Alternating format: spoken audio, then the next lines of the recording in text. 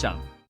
우시아와 요담과 아하스와 히스기야가 이어 유다 왕이 된 시대, 곧 요아스의 아들 여로보암이 이스라엘 왕이 된 시대에 부엘의 아들 호세아에게 임한 여호와의 말씀이라. 여호와께서 처음 호세아에게 말씀하실 때 여호와께서 호세아에게 이르시되 너는 가서 음란한 여자를 맞이하여 음란한 자식들을 낳으라. 이 나라가 여호와를 떠나 크게 음란함이니라 하시니, 이에 그가 가서 디블라임의 딸 고멜을 맞이하였더니 고멜이 임신하여 아들을 낳음에 여호와께서 호세아에게 이르시되 그의 이름을 이스르엘이라 하라. 조금 후에 내가 이스라엘의 피를 예후의 집에 갚으며 이스라엘 족속의 나라를 폐할 것임이니라. 그날에 내가 이스라엘 골짜기에서 이스라엘의 활을 꺾으리라 하시니라. 고멜이 또 임신하여 딸을 낳음에 여호와께서 호세아에게 이르시되 그의 이름을 로루하마라 하라. 내가 다시는 이스라엘 족속을 긍휼히 여겨서 용서하지 않을 것임이니라. 그러나 내가 유다 족속을 긍휼히 여겨 그들의 하나님 여호와로 구원하겠고 활과 칼이나 전쟁이나 말과 마병으로 구원하지 아니하리라 하시니라. 고멜이 로루하마를 젖된 후에 또 임신하여 아들을 낳음에 여호와께서 이르시되 그의 이름을 로암미라 하라. 너희는 내 백성이 아니요 나는 너희 하나님이 되지 아니할 것임이니라. 그러나 이스라엘 자손의 수가 바닷가의 모래같이 되어서 헤아릴 수도 없고 셀 수도 없을 것이며, 전에 그들에게 이르기를 너희는 내 백성이 아니라 한 그곳에서 그들에게 이르기를 너희는 살아계신 하나님의 아들들이라 할 것이라. 이에 유다 자손과 이스라엘 자손이 함께 모여 한 우두머리를 세우고 그 땅에서부터 올라오리니 이스라엘의 날이 클 것이미로다. 2장. 너희 형제에게는 암미라 하고 너희 자매에게는 루하마라 하라. 너희 어머니와 논쟁하고 논쟁하라. 그는 내 아내가 아니요 나는 그의 남편이 아니라. 그가 그의 얼굴에서 음란을 제하게 하고 그 유방 사이에서 음행을 제하게 하라. 그렇지 아니하면 내가 그를 벌거벗겨서 그 나던 날과 같게 할 것이요 그로 광야같이 되게 하며 마른 땅같이 되게 하여 목말라 죽게 할 것이며, 내가 그의 자녀를 긍휼히 여기지 아니하리니 이는 그들이 음란한 자식들임이니라. 그들의 어머니는 음행하였고 그들을 임신했던 자는 부끄러운 일을 행하였나니, 이는 그가 이르기를 나는 나를 사랑하는 자들을 따르리니 그들이 내 떡과 내 물과 내 양털과 내 삶과 내 기름과 내 술들을 내게 준다 하였음이라. 그러므로 내가 가시로 그 길을 막으며 담을 쌓아 그로 그 길을 찾지 못하게 하리니, 그가 그 사랑하는 자를 따라갈지라도 미치지 못하며 그들을 찾을지라도 만나지 못할 것이라. 그제야 그가 이르기를 내가 본 남편에게로 돌아가리니 그때의 내 형편이 지금보다 나았음이라 하리라. 곡식과 새 포도주와 기름은 내가 그에게 준 것이요 그들이 바알을 위하여 쓴 은과 금도 내가 그에게 더하여 준 것이거늘 그가 알지 못하도다. 그러므로 내가 내 곡식을 그것이 익을 계절에 도로 찾으며 내가 내 새 포도주를 그것이 맛들 시기에 도로 찾으며 또 그들의 벌거벗은 몸을 가릴 내 양털과 내 삶을 빼앗으리라. 이제 내가 그 수치를 그 사랑하는 자의 눈앞에 드러내리니 그를 내 손에서 건져낼 사람이 없으리라. 내가 그의 모든 희락과 절기와 월삭과 안식일과 모든 명절을 패하겠고, 그가 전에 이르기를 이것은 나를 사랑하는 자들이 내게 준 값이라 하던 그 포도나무와 무화과나무를 거칠게 하여 수풀이 되게 하며 들짐승들에게 먹게 하리라. 그가 귀고리와 폐물로 장식하고 그가 사랑하는 자를 따라가서 나를 잊어버리고 향을 살라 바알들을 섬긴 시일대로 내가 그에게 벌을 주리라. 여호와의 말씀이니라. 그러므로 보라, 내가 그를 타일러 거친 들로 데리고 가서 말로 위로하고 거기서 비로소 그의 포도원을 그에게 주고 아골 골짜기로 소망의 문을 삼아주리니, 그가 거기서 응대하기를 어렸을 때와 애굽 땅에서 올라오던 날과 같이 하리라. 여호와께서 이르시되 그날에 내가 나를 내 남편이라 일컫고 다시는 내 바알이라 일컫지 아니하리라. 내가 바알들의 이름을 그의 입에서 제거하여 다시는 그의 이름을 기억하여 부르는 일이 없게 하리라. 그날에는 내가 그들을 위하여 들짐승과 공중의 새와 땅의 곤충과 더불어 언약을 맺으며 또 이 땅에서 활과 칼을 꺾어 전쟁을 없이 하고 그들로 평안히 눕게 하리라. 내가 내게 장가들어 영원히 살되 공의와 정의와 은총과 긍휼이 여김으로 내게 장가들며 진실함으로 내게 장가들리니 내가 여호와를 알리라. 여호와께서 이르시되 그날에 내가 응답하리라. 나는 하늘에 응답하고 하늘은 땅에 응답하고 땅은 곡식과 포도주와 기름에 응답하고 또 이것들은 이스라엘에 응답하리라. 내가 나를 위하여 그를 이 땅에 심고 긍휼히 여김을 받지 못하였던 자를 긍휼히 여기며 내 백성 아니었던 자에게 향하여 이르기를 너는 내 백성이라 하리니 그들은 이르기를 주는 내 하나님이시라 하리라 하시니라. 3장. 여호와께서 내게 이르시되 이스라엘 자손이 다른 신을 섬기고 건포도 과자를 즐길지라도 여호와가 그들을 사랑하나니 너는 또 가서 타인의 사랑을 받아 음녀가 된 그 여자를 사랑하라 하시기로, 내가 은 15개와 보리 한 호멜 반으로 나를 위하여 그를 사고 그에게 이르기를 너는 많은 날 동안 나와 함께 지내고 음행하지 말며 다른 남자를 따르지 말라. 나도 내게 그리하리라 하였노라. 이스라엘 자손들이 많은 날 동안 왕도 없고 지도자도 없고 제사도 없고 주상도 없고 에봇도 없고 드라빔도 없이 지내다가 그 후에 이스라엘 자손이 돌아와서 그들의 하나님 여호와와 그들의 왕 다윗을 찾고 마지막 날에는 여호와를 경외함으로 여호와와 그의 은총으로 나아가리라. 4장. 이스라엘 자손들아 여호와의 말씀을 들으라. 여호와께서 이 땅 주민과 논쟁하시나니 이 땅에는 진실도 없고 인애도 없고 하나님을 아는 지식도 없고 오직 저주와 속임과 살인과 도둑질과 간음뿐이요 포악하여 피가 피를 뒤이음이라. 그러므로 이 땅이 슬퍼하며 거기 사는 자와 들짐승과 공중에 나는 새가 다 쇠잔할 것이요 바다의 고기도 없어지리라. 그러나 어떤 사람이든지 다투지도 말며 책망하지도 말라. 내 백성들이 제사장과 다투는 자처럼 되었음이니라. 너는 낮에 넘어지겠고 너와 함께 있는 선지자는 밤에 넘어지리라. 내가 내 어머니를 멸하리라. 내 백성이 지식이 없으므로 망하는도다. 내가 지식을 버렸으니 나도 너를 버려 내 제사장이 되지 못하게 할 것이요 내가 내 하나님의 율법을 잊었으니 나도 내 자녀들을 잊어버리리라. 그들은 번성할수록 내게 범죄하니 내가 그들의 영화를 변하여 욕이 되게 하리라. 그들이 내 백성의 속죄 제물을 먹고 그 마음을 그들의 죄악에 두는도다. 장차는 백성이나 제사장이나 동일함이라. 내가 그들의 행실대로 벌하며 그들의 행위대로 갚으리라. 그들이 먹어도 배부르지 아니하며 음행하여도 수요가 늘지 못하니 이는 여호와를 버리고 따르지 아니하였음이니라. 음행과 묵은 포도주와 새 포도주가 마음을 빼앗느니라. 내 백성이 나무에게 묻고 그 막대기는 그들에게 고하나니 이는 그들이 음란한 마음에 미혹되어 하나님을 버리고 음행하였음이니라. 그들이 산 꼭대기에서 제사를 드리며 작은 산 위에서 분향하되 참나무와 버드나무와 상수리나무 아래에서 하니 이는 그 나무 그늘이 좋음이라. 이러므로 너희 딸들은 음행하며 너희 며느리들은 간음을 행하는도다.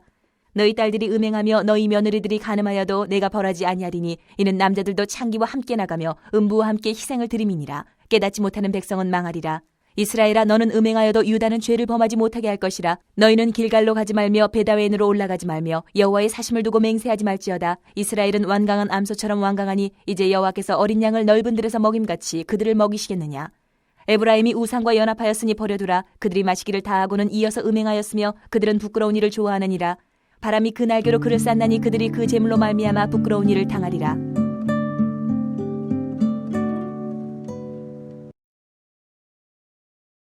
일 장 1절을 보면 호세아 선지자가 활동한 시대가 나옵니다.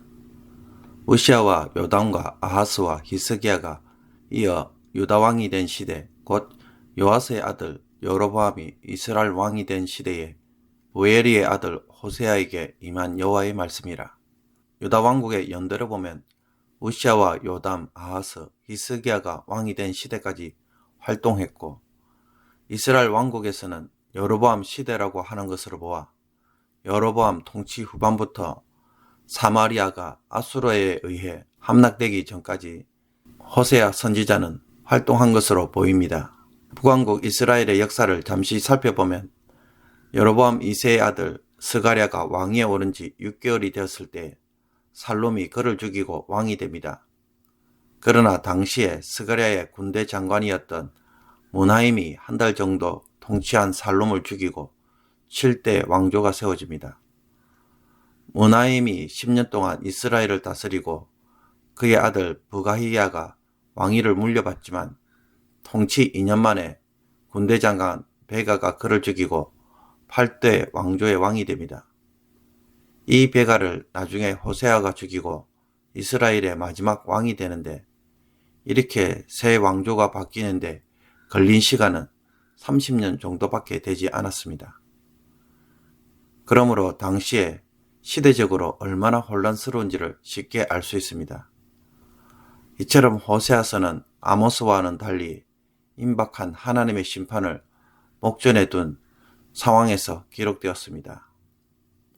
호세아서에서 유다에 대해 언급한 부분이 간혹 등장하지만 주로 북왕국 이스라엘을 대상으로 하나님의 말씀을 전하였고, 이스라엘을 대표해서 에브라임이라는 명칭도 자주 사용하였습니다. 당시에 에브라임이 10지파 중에 가장 강한 지파였기 때문입니다. 호세아서는 형식적으로나 내용적으로나 크게 두 부분으로 나누어집니다. 1장부터 3장까지는 산문체이고 4장부터 마지막까지는 운율과 가락이 있는 운문체 혹은 시어체로 되어 있습니다. 내용적으로 볼 때도 1장부터 3장까지는 호세아 선지자가 음란한 여인 고멜과 결혼을 해서 낳은 자녀들을 통해 말씀하시는 하나님의 교훈이 소개되어 있고, 4장부터 14장까지는 이스라엘의 범죄와 심판 그리고 회복에 대한 구체적인 메시지들로 구성되어 있습니다.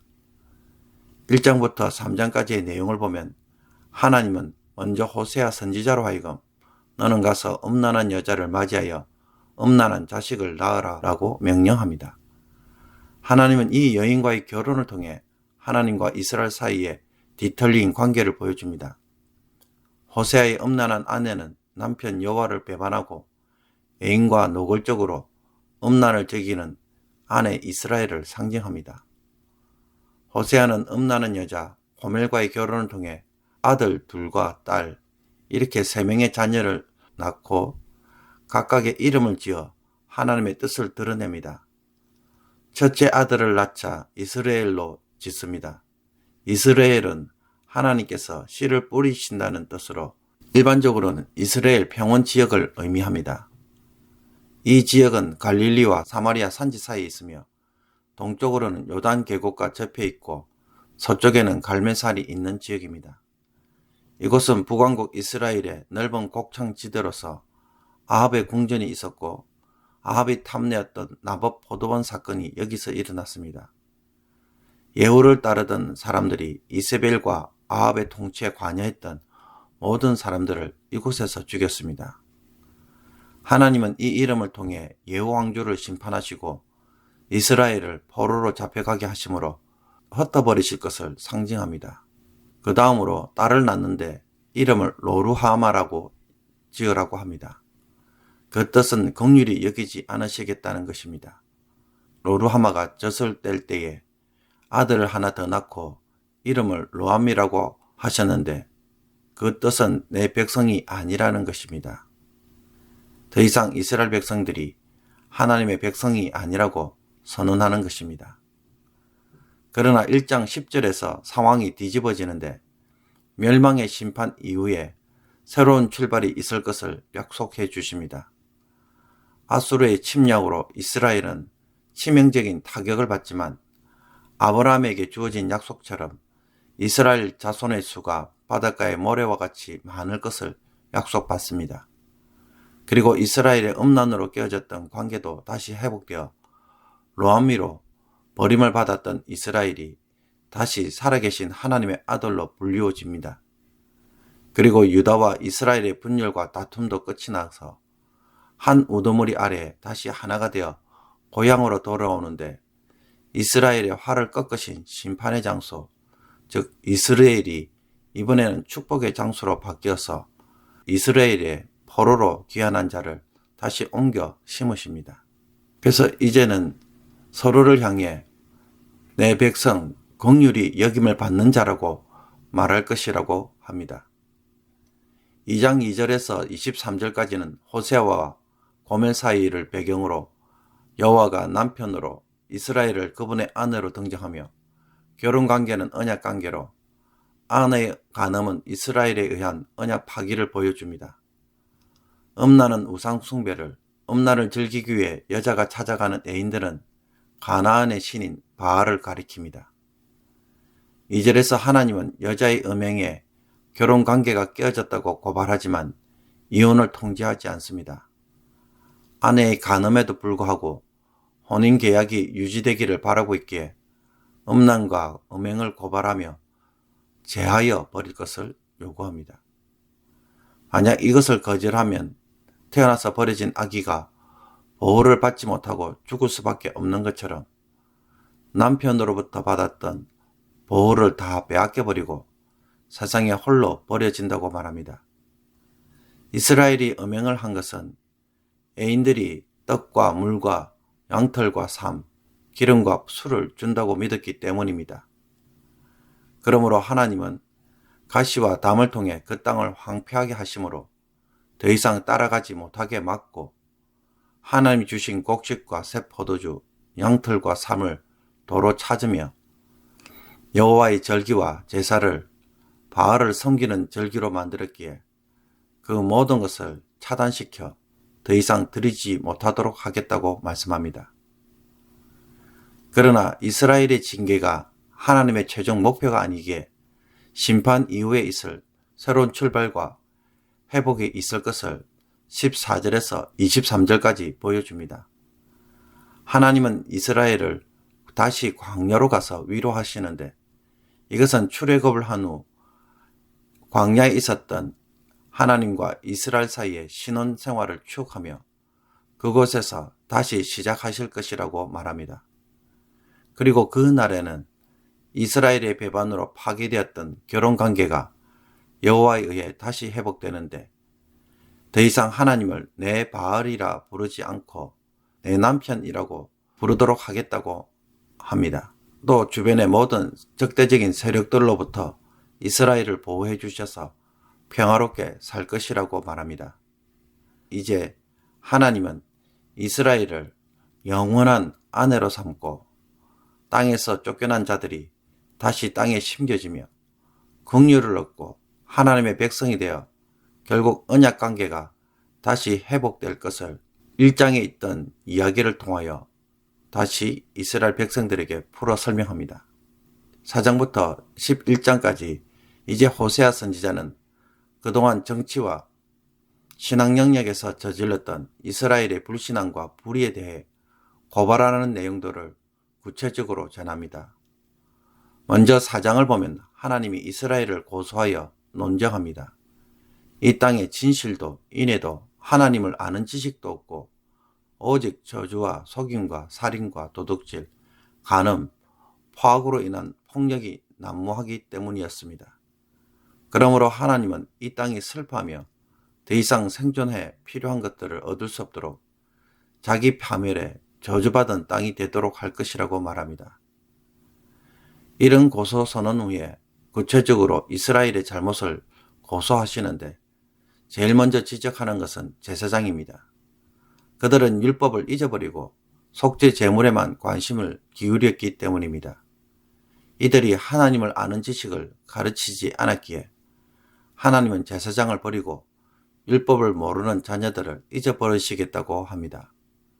그리고 그들이 행한 행실대로 갚을 것이라고 말합니다. 하나님을 아는 지식이 없기에 이스라엘 백성들은 하나님을 섬기면서도 바알도 함께 섬기는 모습을 보여줍니다. 바알을 숭배하듯 하나님을 섬기고 말씀을 따르기보다는 나무와 막대기에서 하나님의 인도를 구하는 것입니다. 아모스 선지자는 여기에서 유다를 이스라엘과 분리시켜 유다만이라도 죄를 짓지 않기를 호소합니다. 이스라엘의 음행이 한계를 넘어섰기 때문입니다. 이런 상황에서도 선지자는 포기하지 않고 음행에서 발을 멀리하도록 권하지만 그럼에도 불구하고 이스라엘은 우상 숭배를 떠나라는 선지자의 경고를 거절하고 고집센 암소처럼 자기 길을 걸어간다고 말합니다. 여기에 대해 하나님은 그들이 산당에서 음행을 즐기며 살도록 내버려 두심으로 부끄러운 일을 스스로 당할 것이라고 말씀하십니다.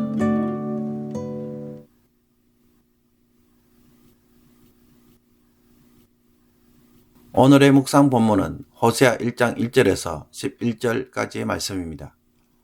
오늘 본문에 따르면 하나님은 호세아로 하여금 가서 음란한 여자를 맞이하여 음란한 자식을 낳으라고 명령합니다.